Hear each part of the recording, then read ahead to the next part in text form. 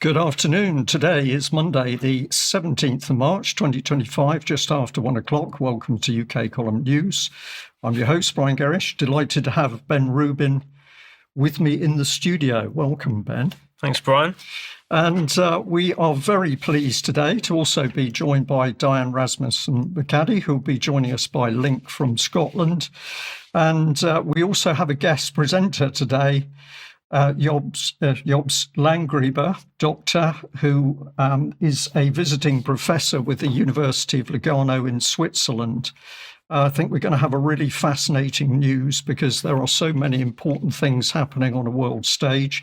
We'll see whether we can get to grips with those today. We're going to kick off by inviting the audience to go back in time to 2013 in particular. And this is when the UK column had started to warn about the British government's use of applied behavioural psychology. This was the Express headline, Nudge Unit to Become a Business. And we said that the Conservatives had unleashed an applied behavioural psychology program on the public, boasting, and that is absolutely correct, boasting that they could change our views and values. Well, it was really only the UK column that was warning about the brainwashing aspect, and I'm going to qualify that description in just a moment. But of course, where the public need to go, if you've no idea what we're talking about, is the Mindspace document that was published by the Cabinet Office back in 2010, Mindspace influencing behaviour through public policy.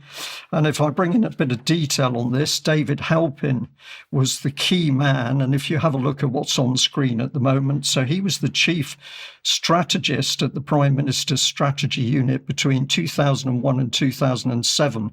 So this use of applied psychology to help a political agenda came from within the Cabinet Office.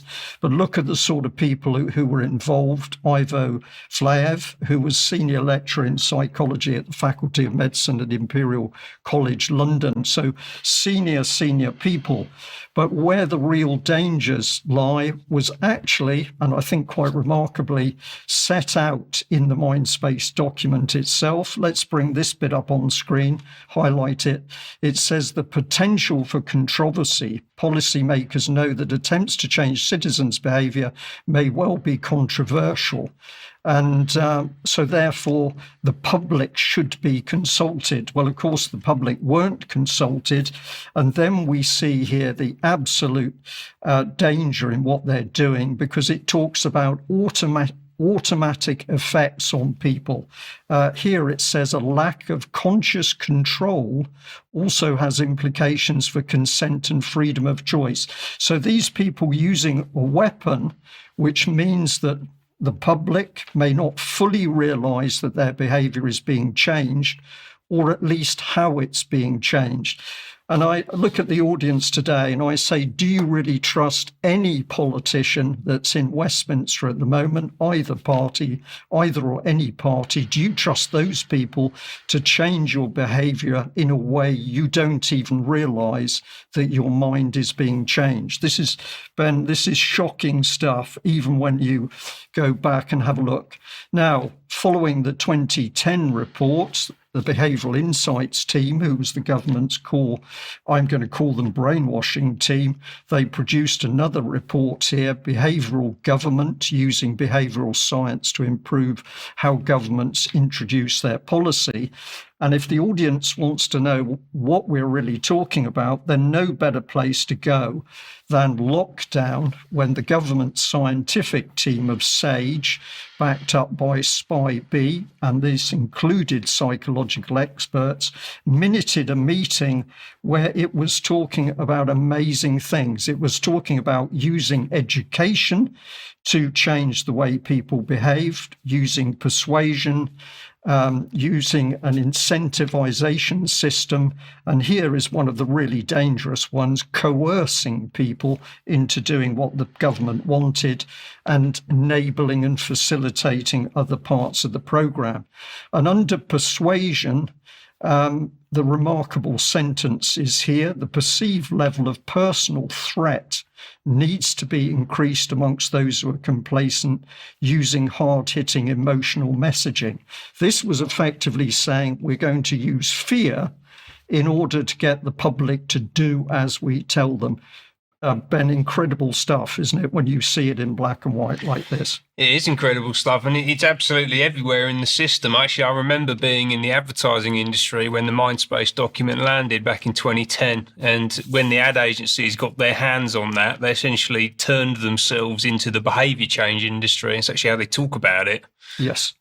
Okay, well, let's move on to the present day, and this is the headline. Now, this actually started to happen at the end of 2024, but it's rolling. It's a steamroller in 2025 in Starmer's government, and basically a new media unit has been set up with virtually a £700,000 budget, as we're going to see lots of money available. Now, this is one of the key men who's mentioned in regard to heading up Keir Starmer's Downing Street operation. And the best we can say about this man is we don't know anything about him. We don't know anything about the thousands of other unelected and unaccountable people, but should we trust him? Now, in respect of the new media unit, this is what Keir Starmer had to say. The way people consume information has changed. If we're going to rebuild trust, we need to meet people where they are on the platforms they use. Interesting admission by Keir Starmer that the politicians, and that includes himself, people do not trust them. He goes on to say this will bring together data analysts, creative content producers, and paid media specialists to reach and connect with the public in a much more effective way. But what does he really mean? Well, this is what I think he's talking about. And these are my words. Our propaganda and psychological reframing program, but the legacy media, the mainstream media, is failing. We need to spread our propaganda to the social media channels. And we'll add a bit to that. The social media channels are where people are watching and listening to real news and analysis. And we, the new Labour government, have to disrupt this. So that is what I think that Keir Starmer is really talking about. But if we get deeper into proper detailed analysis, we can have a look at this parliamentary website, which is talking about questions that have been asked. And in June 2021, the question was being asked about a spend of almost £236.5 million on 1,500 people who were part of the government's policy objectives. So these were people using these techniques in order to produce policy that the public were going to accept. And then in this part of the text, I'm just going to read part of the screen. It is impossible to tell from the annual report and accounts how much support in terms of staff and budget is dedicated to the Prime Minister. So we don't even know where this money is going. And disaggregating support for the Prime Minister and the rest of the government would not fully resolve the problems of transparency and accountability we've highlighted. And if I do the last one here, this is wrong. It undermines both ministerial accountability to Parliament and collective responsibility on the part of the Cabinet. So we are not allowed to know what the government is doing, but what we do know is the government is using pretty vicious applied psychology to change the way we think and behave, and we're not even going to know. Now, one of the problems at the moment is that even the Lords, never mind the members of Parliament themselves, the Lords don't really understand what's happening. This is a question from Lord Alton of Liverpool, and he was asking His Majesty's government whether the new media unit based in the Cabinet Office and the individuals within it, including the Prime Minister's Chief of Staff, have an exemption to use TikTok on government devices.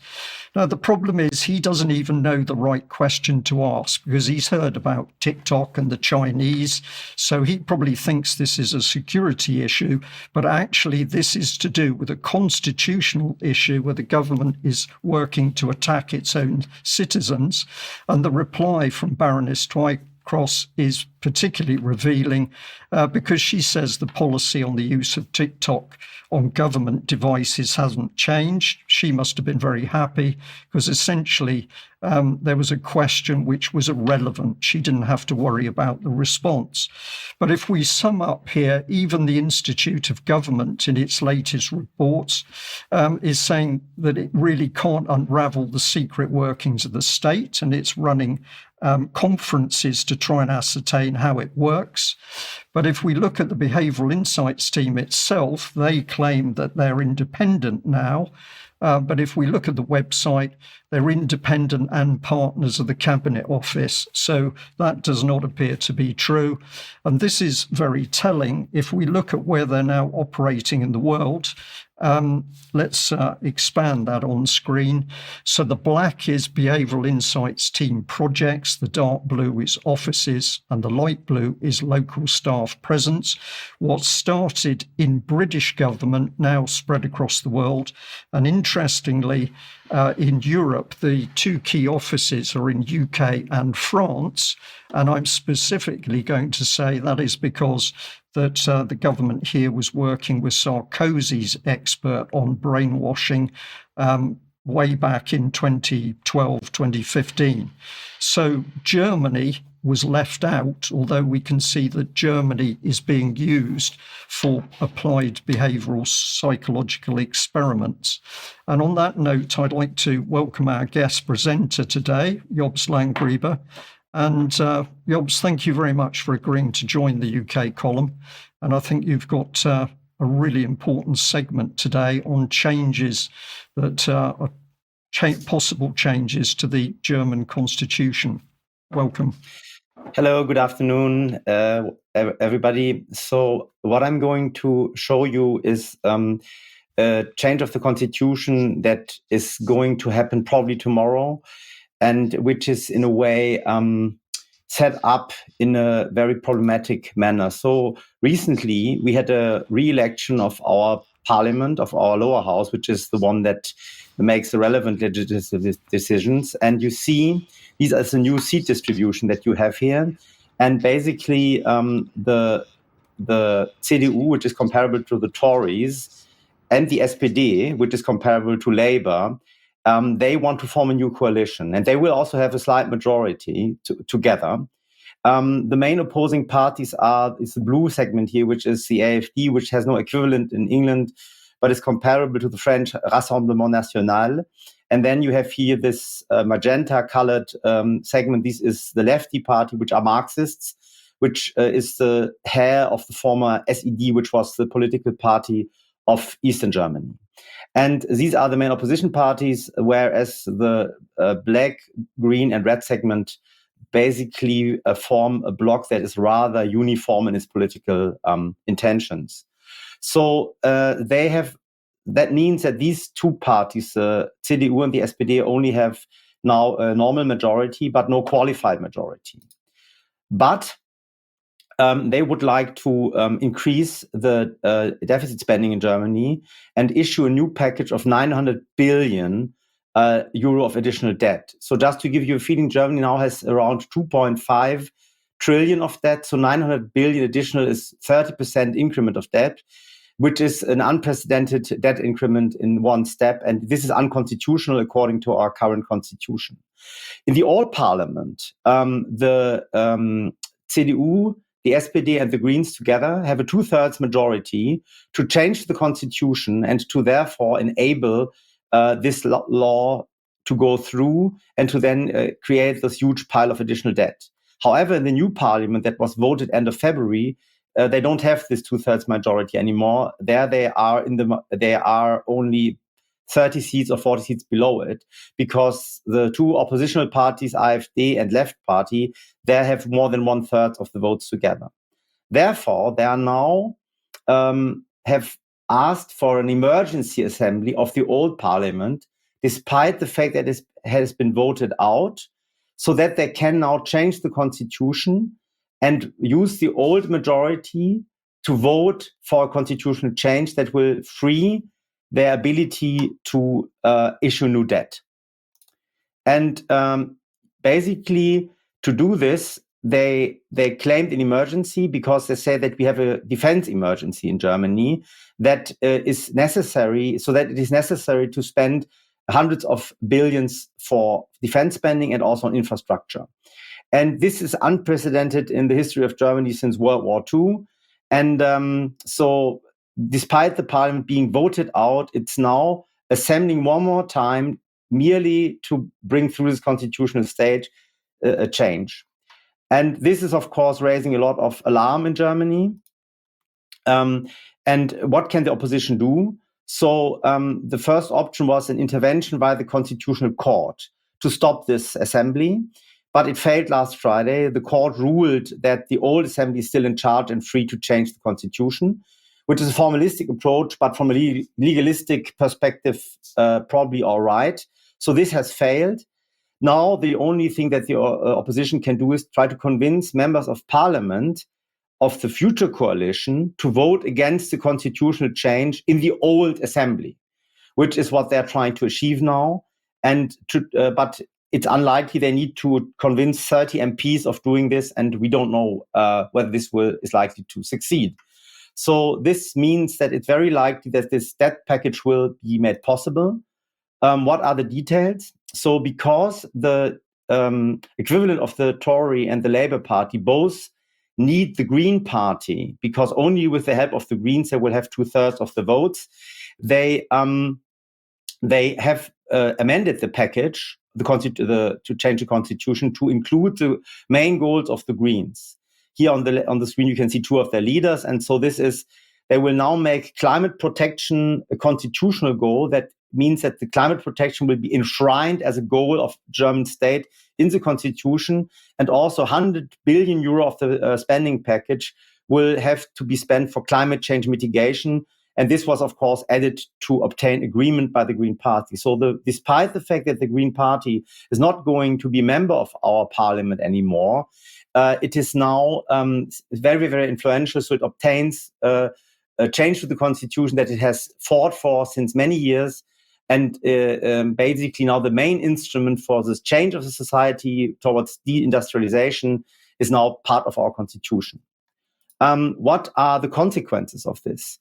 So on the background of the screen, you see the 10-year bond yield curve, the interest rates that have to be paid on government bonds in the European Union, and the figures for Germany are at the moment still quite the same. So you see that at the beginning of COVID, there was quite an increase. In the middle of COVID, they had to increase quite massively the interest rate payments on the bonds because the massive deficit spending that was done in that time made the markets fearful of defaults in the Eurozone. And so you can already see that we have had quite a massive increase in interest rates. And it is very likely that we'll have another increase in interest rates due to this issuing of massive debt. The second, and it will lead to a 90% of GDP, debt to GDP ratio in Germany, which is then getting very close to United States, for example. It will lead to higher inflation, increased taxation, and high interest rates. And the euro as a currency will become even more unstable because it endangers the credit rating of the last country guaranteeing its existence. That credit rating is declining now, and this is very dangerous for the euro.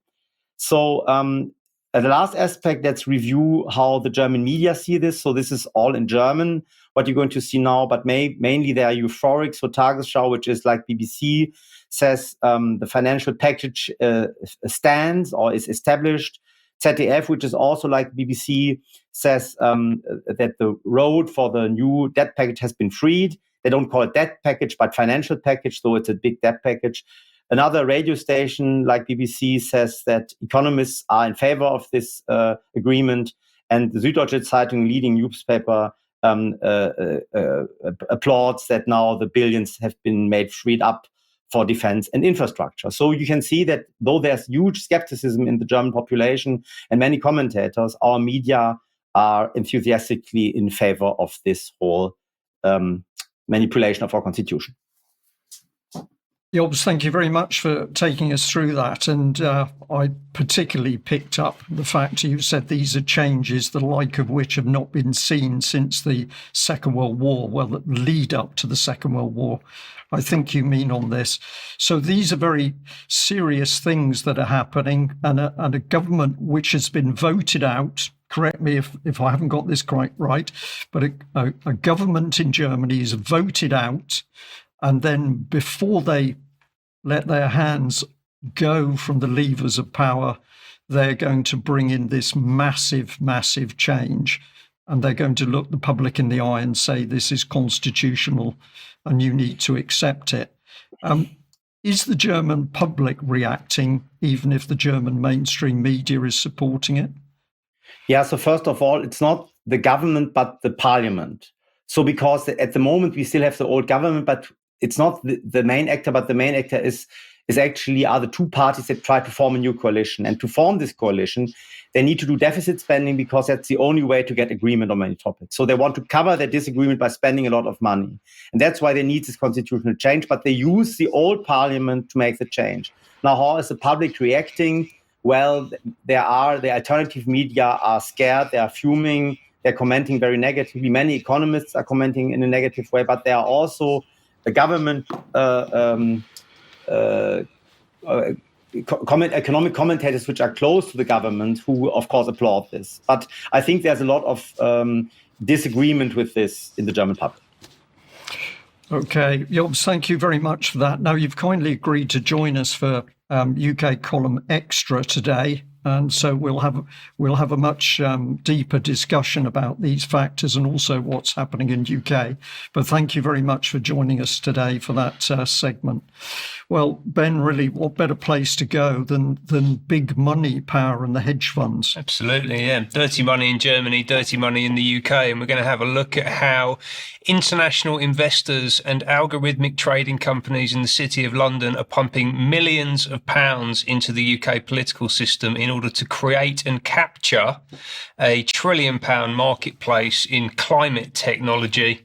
And we're going to start by looking at this organisation. This is Quadrature, a technology business that takes trading positions determined by statistical models to generate returns on its own proprietary capital. They use algorithms to trade with their own money to make essentially perpetual profits, like a money printing machine. They call it the ultimate automated trading business. And you'll notice, if you're paying attention to the video running on screen, there are no people in the video on their website. That's quite interesting, very telling. They do actually have a few employees. They've got just over 200 employees. They're based in the City of London, right next to the Gherkin, and they pay their people an average of £3.6 million a year each in 2022. Right, so they're generating an enormous amount of money. They're incredibly opaque. So both technologically, they run a black box trading system. We don't understand how this thing operates in the background. Financially, it's based in the Cayman Islands, so it's in a tax haven. And culturally, it's described by the people in industry as a bit of a cult. Right, so this is quite an interesting term to use when talking about an organisation like this. The cult is led by these two. So this is Greg Skinner and Sunil Setia, who are big-time maths and science guys. One studied mathematics, one studied physics, Cambridge and Manchester University, respectively. They've been working in the city for the past 30 years. They set Quadrature up about 15 years ago. And interestingly, they receive no salaries from the business, but instead they've taken a combined total of about £160 million in low interest loans from the company in order to drastically reduce the amount of income tax that they have to pay, which makes them perfect candidates to make huge donations to the Labour Party.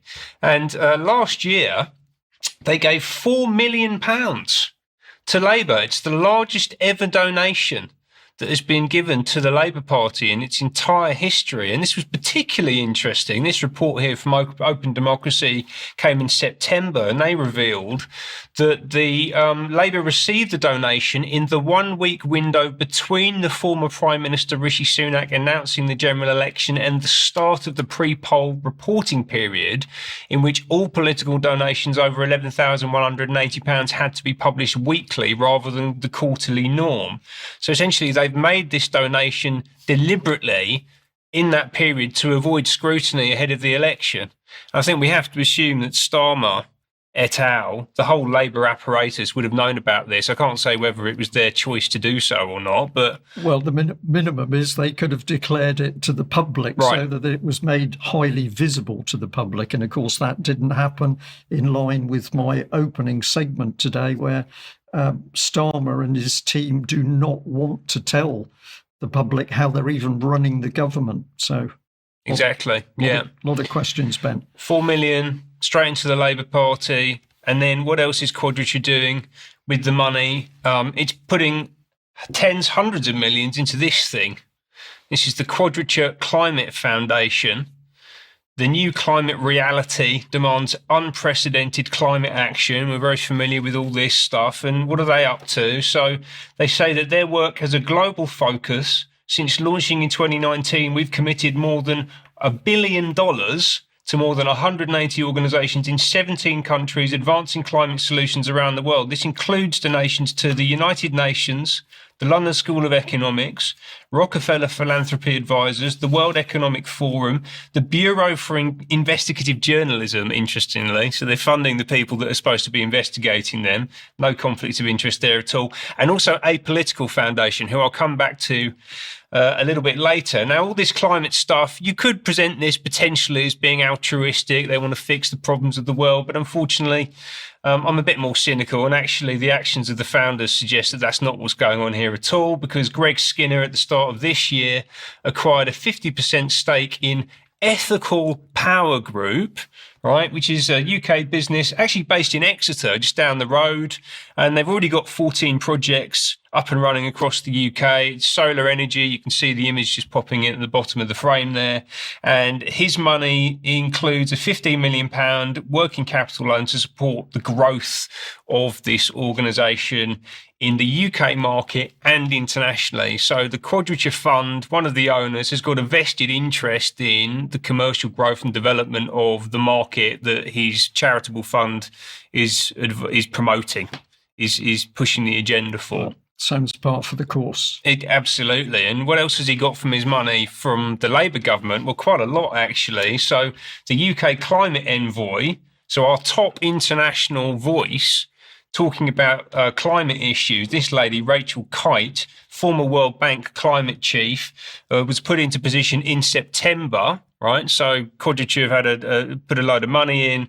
There's this appointment is made, and she's actually a trustee of the Quadrature Climate Foundation.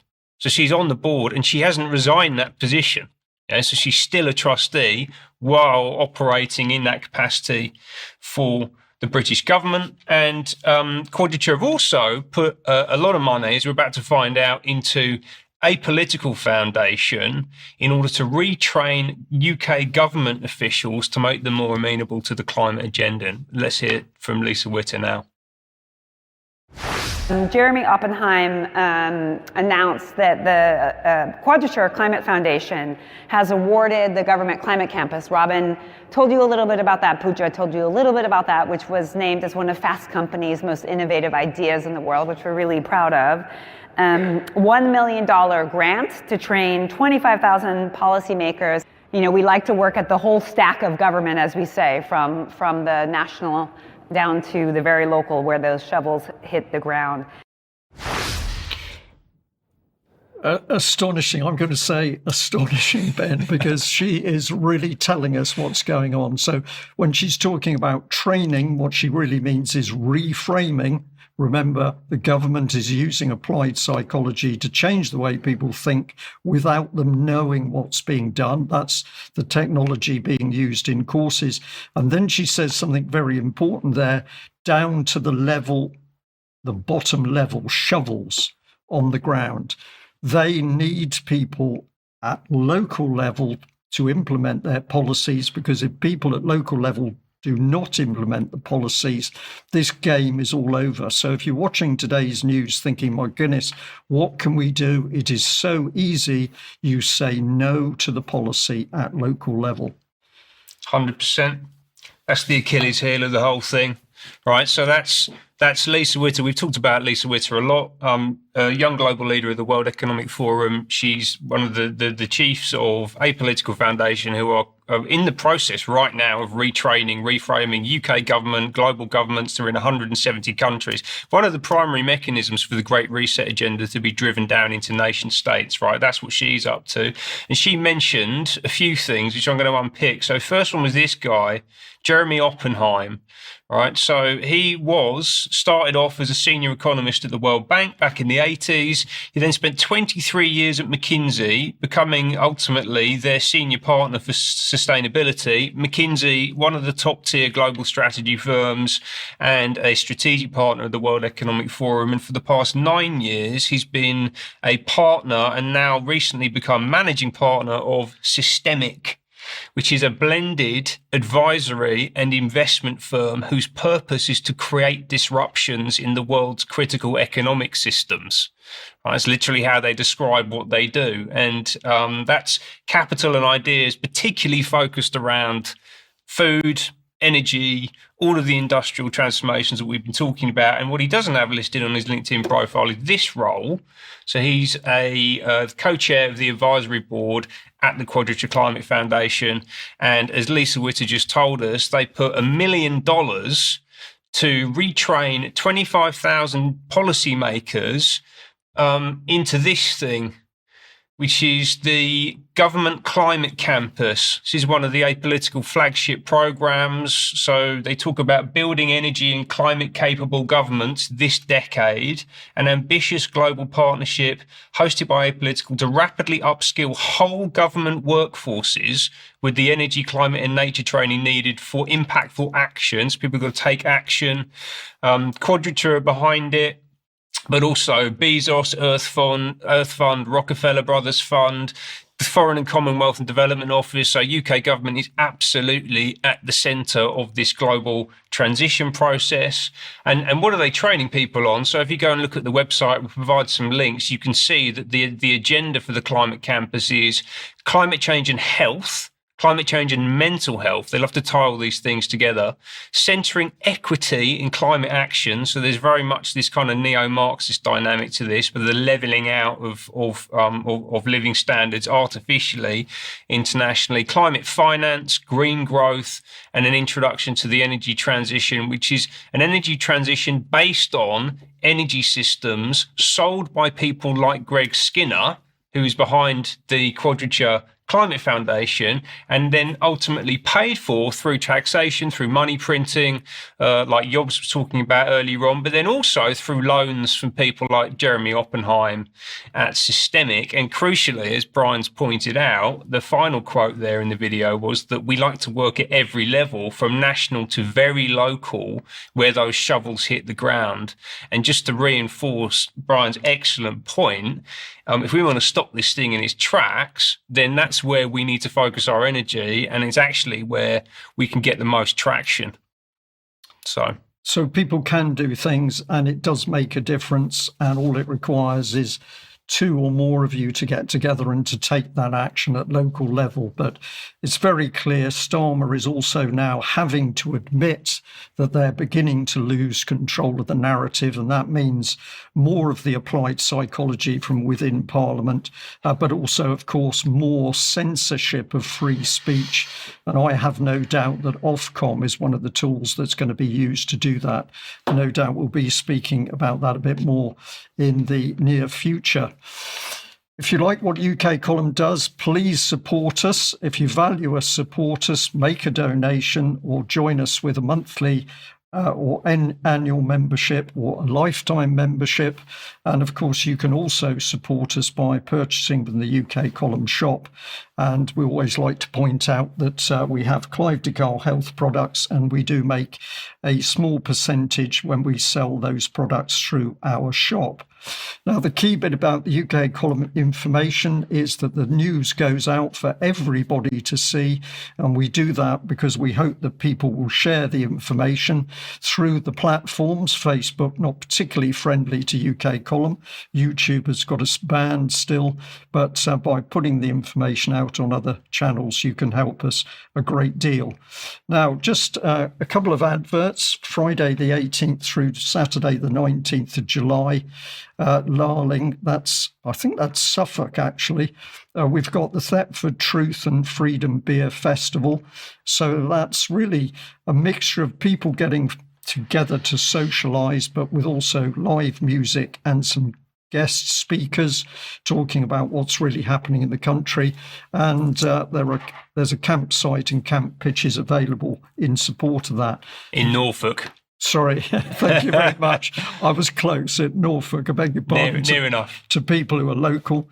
And of course, this is the very thing we can expect to see the government trying to clamp down on in the future, because anybody telling the truth is a danger to Keir Starmer and his Labour government.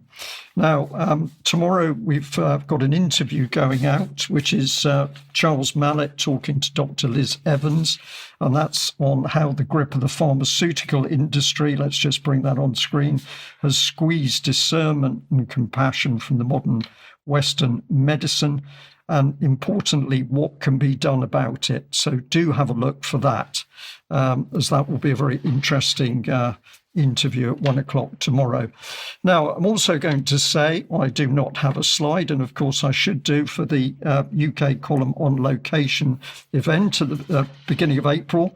And we do still have some tickets available, but we're saying to the audience that if you're thinking, shall I go or not, you need to get online and buy those tickets because there are a few left. We want as many people to go, but it's up to you. Make that decision and come.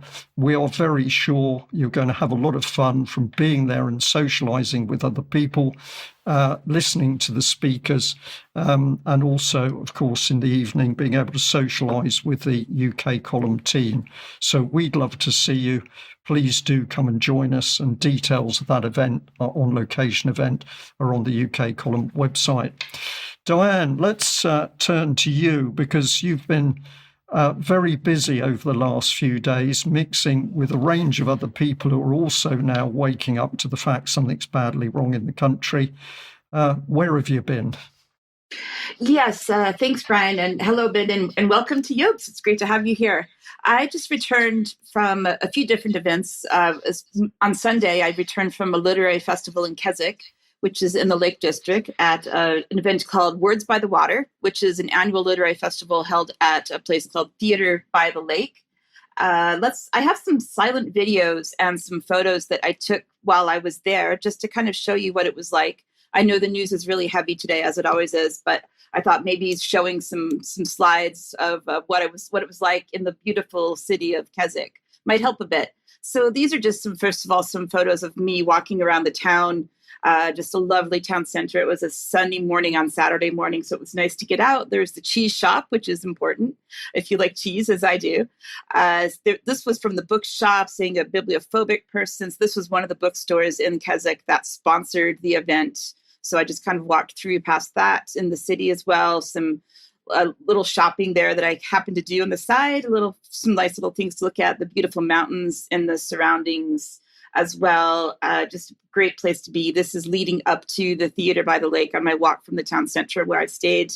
And we also went to the Castle Rigg Stone Circle, which is thought to have been constructed around 3000 BC. So there's just a couple of photos I took from there.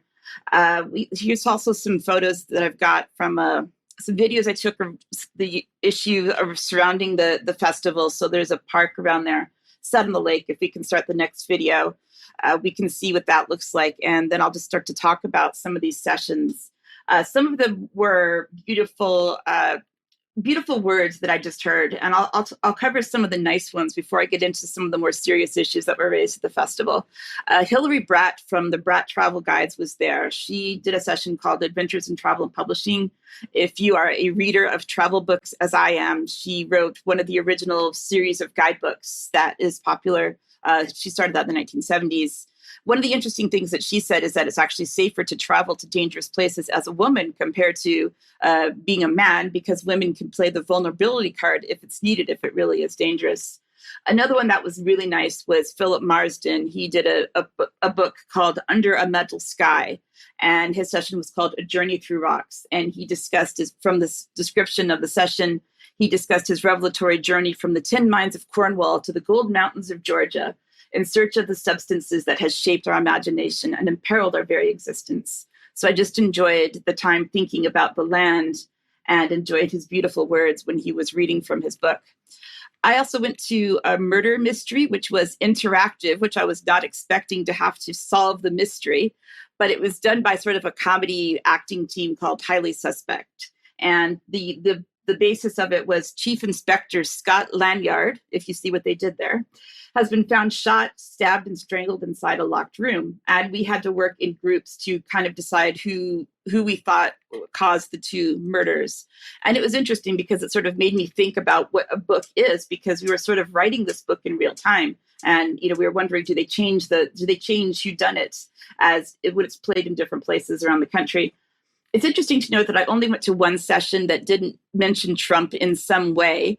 So it made me wonder, was I really in England or was I in an American book festival? But it was interesting to see how some of these larger issues, including Trump and many others that happening around the world, were embedded both in the books that I heard the authors talk about, as well as the questions that people ask the authors. So now if I get into some of the more serious issues, Mike Berners-Lee was one of the talks that was there. He wrote a book called There Is No Planet B and the Climate of Truth. His brother, if you are internet familiar, as I am, Sir Tim Berners-Lee is his brother, who is known as so-called the inventor of the World Wide Web. Basically, he wrote the HTTP protocol that makes the internet work. And his session description says, we have the technology we need for a clean and healthy future, so why are we still accelerating into a polycrisis of environmental and social strife? So we can see where he is on the climate change issue. One of the most remarkable things that he said was that The Guardian is the most reliable source of information that we can find when it comes to news. Going on from there, I heard George Monbiot, who is a climate activist and a journalist. He wrote a book called The Invisible Doctrine, and you can tell he's very left-wing in his political views. He called Trump fascist, and we can have discussions about what that actually means. He talks about the rise of the far right. There was a question from the audience about whether the far left or left Labor government is really attacking the poor, and you can start to feel that people are angry about what they got. But we have to ask, why do people expect something different from Labor after what we've seen from Tony Blair? One of the interesting things that happened at this session was Just Stop Oil and Extinction Rebellion activists were in the audience, and they started asking questions more like statements. They just kept talking and talking, and other people in the audience were heckling them to stop talking. We couldn't figure out what the question was, but they wouldn't stop. And if we can put the next slide on the screen, this was given to us when we went to have a drink in the cafe after the talk, and we can see in the slide it talks about Just Stop Oil. 1.5 degrees Celsius is dead. Our leaders failed us, and so on. It kind of goes into this whole thing. There's a QR code you can scan to learn about Just Stop Oil. And that was all very interesting to see. Another book that I heard about was called Food Fight. This is the one that I actually purchased, the only one I purchased, because it had some really interesting things that were raised from it. And it's very confusing. It's got an endorsement by Professor Debbie Schriedhauer on the front cover. So some of our viewers will remember Professor Schriedhauer from the COVID era and what she tried to do to people. I was first a little bit encouraged by what he said, but also confused, because he was talking about the corporations involved in big food and the terrible effect that their ultra-processed foods have on human health. He talked about their relationships to BlackRock and their concern about the environmental social governance scores. On page 147, he mentions multi-stakeholderism, as he called it. He said it's the latest vogue, a form of public-private partnership popularized by the World Economic Forum, in which the door is flung wide open for any organization to participate. The big tent sounds democratic, but it's really an illusion, a mirage, one more step towards the privatization of global governance. And he goes on and talks about the UN. But if you read the back cover of his book, he has actually been involved in UN agencies for several years. He's a member of the International Food Policy Research Institute. he believes the food system is driving the climate crisis, according to the book. And as we can see when we look at this website of this institute, they are very much active in UN events, such as just this month, the 69th session of the Commission on the Status of Women. And we see on the website that this is involved in the Sustainable Development Goals. We see our familiar little SDG colorful wheel there. He also has a book that's called Decolonize. A chapter called Decolonize within his book, which I will come back to decolonization a bit later in the news. And you can see that he believes that nutrition is related to decolonization and social justice and so on. I have a little bit more to cover about decolonization, and I will come back to that later in the news, Brian. Thank you. There's two aspects to what you've just covered there, because you've taken us away, admittedly, into a very beautiful part of the country. And that's just lovely to see. Not often we see just nice scenes on mainstream media, but interesting that under the surface, a lot of people working together, many of them from academic, literary backgrounds, in order to challenge what's happening. So I was really fascinated by your report, and it's lovely to understand that, yes, there are people out there who are challenging what's going on, but have also been co-opted in some way. Because what you're talking about is people who are rightly concerned about things like the food system. They've actually identified some of the issues, people like BlackRock, for example, but then politically they're expecting the system to come in and fix things when it just fundamentally won't. So they're right on about half of it, but wrong on the rest. And you get people like George Monbiot, etc., getting in there and confusing things. So yeah, interesting, very interesting report, Diane. Thank you. Right, I'm going to have a quick look. We just talked earlier about global capital and how it's influencing our political system, and how that is going right the way down to where the shovels hit the ground at a local level. And I'm going to introduce you now to an organisation called Key Cities, who are key protagonists in that part of the agenda. Let's hear about Key Cities.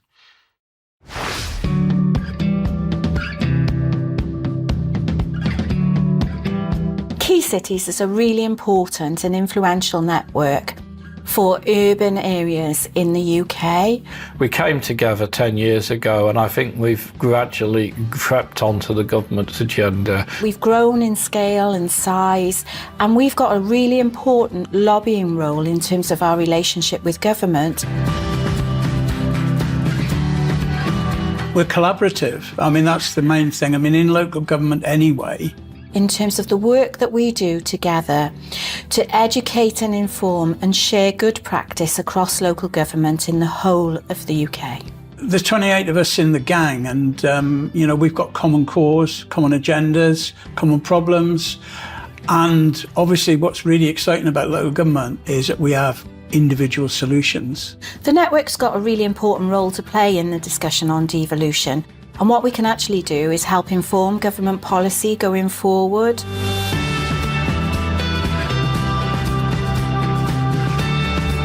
We can be trusted to deliver, we can be trusted to innovate, we can be trusted to make a difference. Key Cities has grown.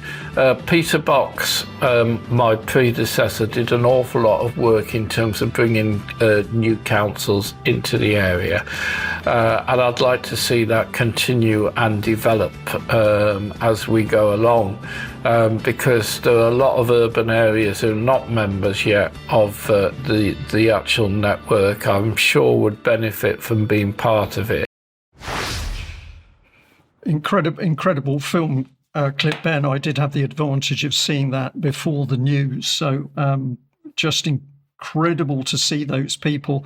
And you correct me here, Ben. My take on it is some of them are innocents. They are lambs to the slaughter, but others know exactly what they're doing. And I'm very interested to see Plymouth Labour leader Tudor Evans speaking there, because, of course, many years ago, Common Purpose, the political charity, absolutely at work in Plymouth, essentially reframing people. And he uses the expression in this video, common cause. He also talks about a gang of people who are going to presumably tell people on the street what they should be doing.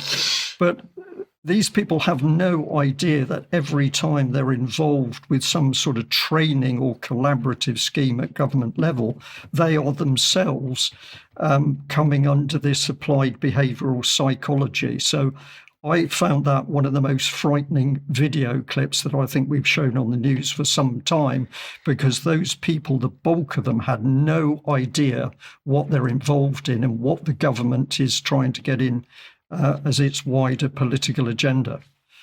Exactly.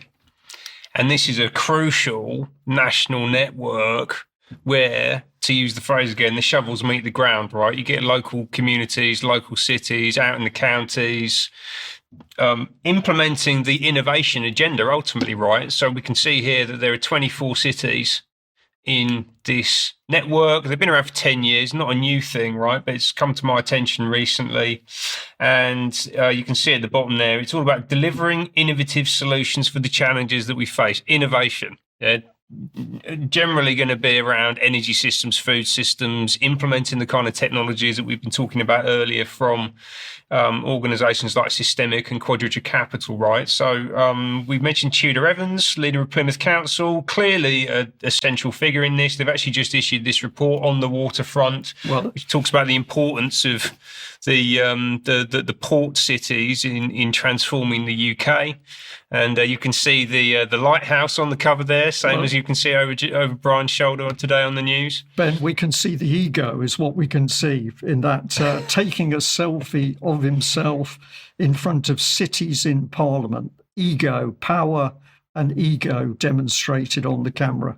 Yeah, 100%. And net zero figures very high on their agenda, obviously, as you can see, local partnerships to drive net zero innovation. I don't know if these people have been on an apolitical reframing course, but they're certainly the target for it, right? So this is where what apolitical are doing meets the local cities, who's running it. I won't go into all the detail, but you can see one of them as an old face there. Who's that? That's Charles Clarke, former Home Secretary under Blair, who actually tendered his resignation in 2006 after it emerged that 1,000 foreign prisoners, including people who'd been convicted for manslaughter and committing sex offences against children, had been released without being considered for deportation. And Blair refused to accept his resignation. That's not a resigning issue. And he's now doing this. And then importantly, Lord Raj Lumba, CBE, who is the chair, as I understand it. Actually, no, he's not. Chris White's the chair, but I think Lumba has been at some point in the future. And this guy's fascinating. This is a Blair-era appointee to the Lords, made his money in the rag trade. And importantly, he's got something running in the background called the Lumba Foundation. When we go to the Lumba Foundation, what do we see on the front page? Oh, my goodness, look, it's Tony Blair hovering in the background, the hidden hand himself.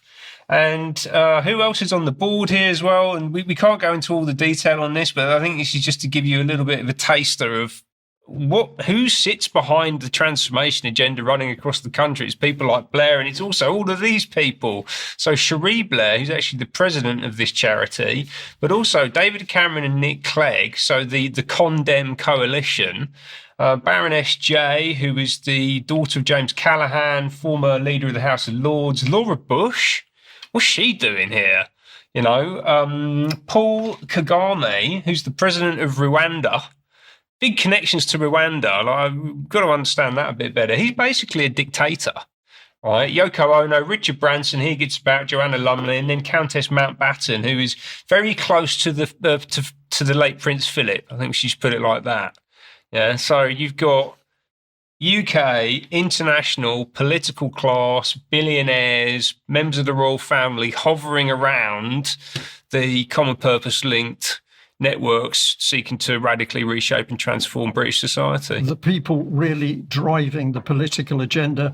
And just before we finish on this segment, I'll say that many years ago, when Prime Minister Tony Blair came to Plymouth in order to see the City Council's city development plans, the regeneration supposedly of the city, it was pointed out that people in various parts of the city were against the plans. And Tony Blair was stated in the meeting that the council had been given special powers and they should use them. And the strong inference was to squash any dissent to the central government political policy coming in. A lot more to talk on this, Ben, but thank you very much for taking us through that. And one final key point on it, though, which actually leads quite neatly into what Diane's going to cover next, which is that this is also very heavily linked into the university system. So all of these cities around the UK, you've got political leadership, but then also academic leadership as well. And as we know, the universities are in a real mess. Okay, thank you for that, Ben. Diane, let's bring you back in to get deeper into the type of agendas that are being used against us. I'll say we've just stolen a little bit of your time in that segment, but carry on through yours because this is very important what you've got to cover. Okay, thanks, Brian. Yeah, it was really interesting just to go back a little bit to the book festival, because this also led me to think about this what I'm going to cover now. There were a couple of sessions that talked about decolonization. One was by Lucy Mangan, who is a Guardian TV critic, and her session was called How Reading Shapes Our Lives. And she talked about her book called Bookish and about her books of love, her love of books, love of libraries, and how when she first experienced a university library, she was really excited about the fact that it was all there. So I asked what ended up being the last question in the session, and what did she think about decolonization in university libraries? And she didn't know what it was. So I said it's actually the process of changing language in library catalogs to make it less offensive, the removal of items written by straight colonialist white men, for example, to make room for more diverse authors. And she admitted that she was in the minority, agreeing with me, saying that this wasn't a good thing, which may not be good for her relationship with The Guardian. But when she said that, it actually generated a round of applause in the audience, which was really great to hear. And people sitting near me told me at the end that I was on the right side of history after I explained that this was part of my cancellation from academia and librarianship because I opposed it. There was another session by a man called Jack Ashby, who is the assistant director of the Museum of Zoology at Cambridge. According to his Blue Sky profile, his pronouns are he, him, so that's important to note. He said that less than 1% of collections are on display in the world's natural history museums. So it sounded interesting to see, what else we could do to have more specimens and so on to be shown in natural history. But actually, the direction that it took was a little bit different, because he started to talk about how it's a problem that most of the specimens on display at natural history museums were males. And he suggested that maybe having more female specimens on display would help smash the patriarchy, which he actually said on a slide. He talked about social justice issues and how we need to be more diverse and inclusive, and that we need less Darwin or white men and more of the people who did the work who might not be white men. So I asked him a question. I said, well, since you said in your talk that 0.4% of the world's species are mammals, why is it so important to worry about how humans are represented diversely in natural history museums, given that humans would be even less than 0.4% of all the species in the world, and that maybe they should be more concerned, for example, about the diversity of the insect species that were on display? And his response was that when people of different backgrounds come into natural history museums, such as his at Cambridge, they don't feel represented or included. And so I went to that museum's website, and it has, for example, if you want to go there on the 22nd of March, they have a Pride in Nature LGBTQ plus tour, if you want to hear about LGBTQ plus communities within nature. So this made me think a lot more about all of the government waste that's going on in academic and settings and so on. And we have, for example, James Lindsay, who has been interviewed twice on UK Column. And he wrote this paper as part of what was called the Grievance Studies Affair with other previous former academics, I guess you could say, by writing fabricated papers that were still accepted and published in academic journals. And here's one example of one of their fake papers that he was a co-author on, called The Conceptual Penis as a Social Construct. This was, as we know, a fake paper, as were many others that he wrote at the time. But there are some other ones here that I want to cover that are actually real and tie in with this agenda that was covered, for example, at this Natural History Museum and many more. I found this one on a Substack post by Stephen Hayward. The post on Substack says that the Trump crusade to punish universities hasn't gone far enough. And that's because he found this paper. The title is probably the most woke paper I've ever heard of, which is saying something. The title is Queer Canine Becomings, Lesbian Feminist Cyborg Politics and Interspecies Intimacies in Ecologies of Love and Violence, written by Chloe Diamond Lenow. It is in the Journal of Lesbian Studies, and it was just published online on the 8th of March. I won't read you the entire abstract. You can go look it up if you want to, but it starts out by saying this article offers a queer lesbian feminist analysis attuned to lesbian, queer, trans, canine relationalities. Specifically, the article places queer and lesbian ecofeminism in conversation, et cetera, et cetera. I'll spare you the rest of it. So going into America, so that was also an American author, but one of the things that Musk and Trump has been doing, as you know, through the DOGE, government efficiency issues and so on, one of the things that they have done recently is limited the federal spending of government credit cards to a $1 credit limit for 30 days. So thank you to the viewer who sent this to us a few days ago. So I looked at a particular example. One of the things that's been circulating around social media is that one of these was a $600,000 grant, which was given to a university to study what they call studying menstruation issues, including in trans men. So I wanted to look at the original grant to see if that was really what they were doing. And it looks like what they're doing is actually looking at the products that are involved in feminine hygiene of things that women use during their periods. Yes, women and girls again. But it did say in the abstract for the grant, it is also important to recognize that transgender men and people with masculine gender identities, intersex and non-binary persons may also menstruate. So not only trans men, but anyone who menstruates. Back in the UK, this was reported last week by The Telegraph that Shakespeare's birthplace is going to be decolonized. So we have to, I guess, destroy the history of one of the greatest authors that have ever existed in our country. So I traced this back to a 2022 academic blog post from the National Center for Academic and Cultural Exchange.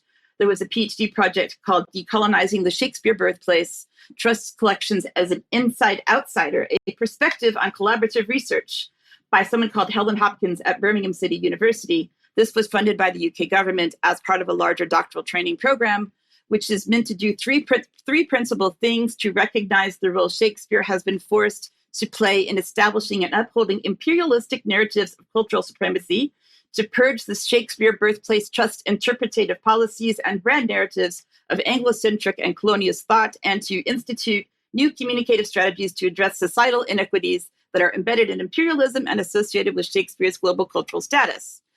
Another grant that I found that is funded by the UK government is also from Birmingham City University. There's an entire database you can search yourself. This one that I found is called The Europe That Gay Porn Built. This is 841,830 pounds running from November 2023 to October 2027. Asking the question, the very important question, how did the growing transnational circulation of gay male erotica and porn magazines in post-war Europe contribute to the development of a shared identity and a sense of belonging among European gay men? And one that's worth even more money is over £1 million, 1,254,813 pounds, running from September of 2024 to September to 2027. This one is called Inclusive History. According to a press release on the Royal Holloway University of London's website, this money will enable the university to embed 5 postdocs with its partners over 2 years to research case studies that center around the voice, agency, and contribution of traditionally marginalized groups to the struggle for rights and representation. So I have a quick video here from a lecturer at Royal Holloway talking about equality, diversity, and inclusivity. Let's see what she had to say. Oh, my name is Dr. Shamima Akhtar and I'm a lecturer in the Department of History here at Royal Holloway.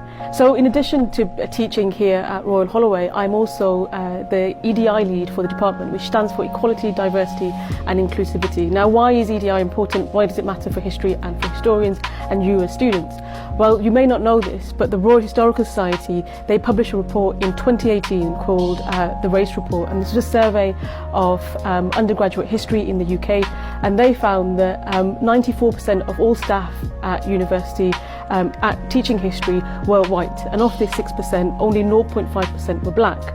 And when it came to students, again, they found that whilst a quarter of UK's population study at undergraduate level degrees across the UK, only a small proportion of them do history, and then an even smaller proportion of them are BME. So some of the questions that you kind of might find yourself asking when you come to do a course at Royal Holloway is, why is my campus so white? Why is my curriculum so white? And as the EDI lead for the department, these are some of the things that we can talk through. We have schemes such as a BME mentorship scheme. We have a seminar series that highlights kind of people of colour doing history. We have all sorts of initiatives for you to get involved with if you are interested at all in these kind of conversations about race, ethnicity and equalities. So it would appear as though history needs to be more inclusive to include more people that are not largely representative of the majority of the population of the UK, which is where this university is located. And also she was wrong. She said equality, but of course that should be equity, which we know at the UK column are two very different things. And inclusivity versus inclusion. So again, she can't even use the right terminology, and she didn't seem terribly sure about she was telling us anyway, even though she's apparently the lead for her area. Just as an and finally on the segment, I have one this is from Sweden from a couple of years ago, but I just thought this one was really interesting as well. The title is Who's Afraid of the Vulnerable Terrorist? Framing Violent Jihadists' Life and Intimate Relationships. This article looks at a sample of academic articles in the field of terrorism studies and international relations to explore the ways in which marriage, sexual activity, and close relationships in jihadist groups are framed, imagined, and investigated using the learnings of queer scholarship. So there's your into the segment. I just wanted to kind of start to show some of the ridiculous things that are being funded in our universities. And I think the British taxpayers need to know exactly where their money is going, Brian. Diane, thank you very much for that segment. Immensely important, because this is the agenda that is going to finally destroy this country unless we stop it with spades at ground level. And a lot of people, I think, see it and just think it's silly nonsense, but this is the stuff that destroys minds, and particularly the minds of our children. Let's leave it there. I'm going to say, Diane, Jobst and Ben, thank you very much for joining me today. For people who are full-time supporters of UK Column, there will be UK Column Extra in a few moments, and we'll be discussing more in more detail the main points that we've covered in the news today. But thank you, wherever you are in the world, for joining us, and thank you so much to everybody who supports the UK Column. We will be back at the same time on Wednesday for UK Column News Extra few minutes. Bye-bye.